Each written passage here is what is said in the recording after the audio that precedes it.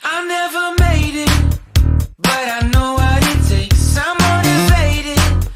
by a mix of emotion. Got my statement. សួស្តីពុកម៉ែបងប្អូនទាំងអស់គ្នាស្វាគមន៍ជាថ្មីជាមួយនឹង Cambo Technology ម្ដងទៀតនៅថ្ងៃនេះ Cambo Technology សូមបង្ហាញពុកម៉ែបងប្អូនទាំងអស់គ្នានៅរបៀបបើក LED plus alert គឺមានន័យថាគឺយើងដាក់ភ្លើងញាក់នៅខាងក្រោយ plus រប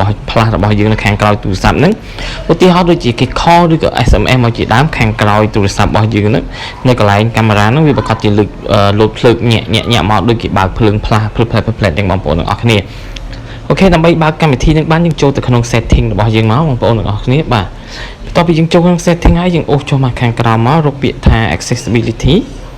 បាទនៅកន្លែងរូបមើលនេះហ្នឹងបងប្អូនទាំងអស់គ្នាយើងចុចពីលើវាមក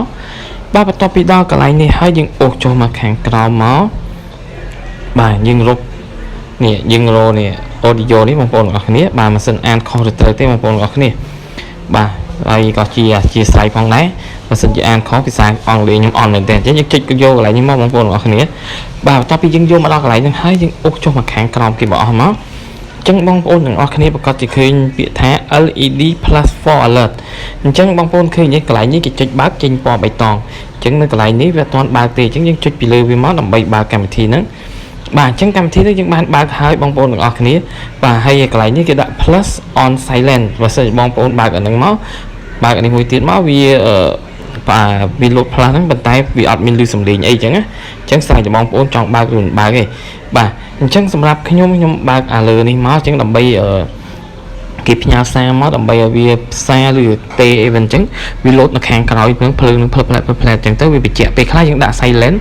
វាអត់លឺសំឡេងប៉ុន្តែយើងអាចឃើញភ្លើងនឹងវាញាក់មកអញ្ចឹងដើម្បីបង្ហាញថាមានគេផ្ញើសារឬក៏ call អីមកជាដើមអញ្ចឹងបងប្អូនទាំងអស់គ្នា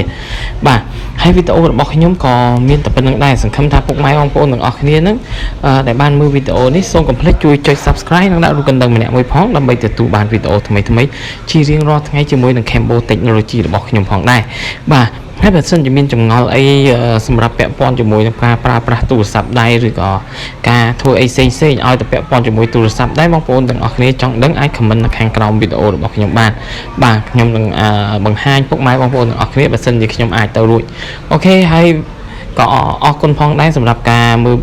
វីដេអូមួយនេះហើយនឹងជួយ subscribe វីដេអូរបស់ខ្ញុំមួយនេះផងដែរបាទអូខេអរគុណច្រើន